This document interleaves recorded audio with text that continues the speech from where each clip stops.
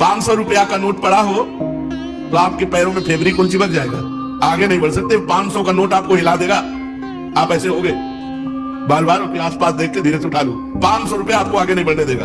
अगर 10-20 नोट 500 के पड़े हो और आसपास कोई हो ना, और आपको फिर उनको क्रॉस करना हो, निकल जाना हो वहां से, फिर आपकी परीक्षा होगी कि आप कितने बहादुर हो कि आप उनको रौंदते हुए निकल जाओ। उनका कोई महत्व ना हो, जैसे रद्दी कागज ऐसे तुम्हें, लेकिन ऐसा नहीं होगा। अगर एक कदम चलोगे, पीछे 500 का नोट है, आगे 2-4 नोट पड़े हैं, तो आसपास पहले दृष्टि जाएगी, कोई देख तो नहीं रहा है, फिर धीरे से उठा लेंगे। भले हम वो कहीं दान पेटी में डाल दें, लेकिन उठा जरूर लेंगे। क्यों उठा लिया?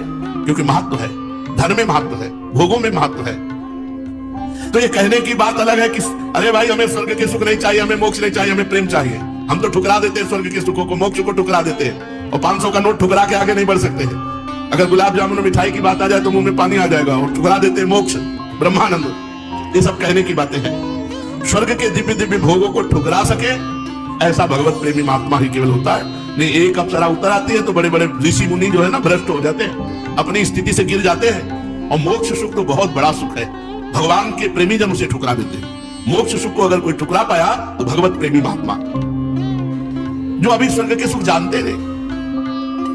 अब जैसे पहले ऋषि मुनियों के पास जो है अप्सराएं आया करती थी, बोले अमुक ऋषि के पास, जैसे विश्वामित्र जी के पास बोले मेनका जी आई, उनके पास अमुक आई। अब नहीं आती है, जरूरत है नहीं।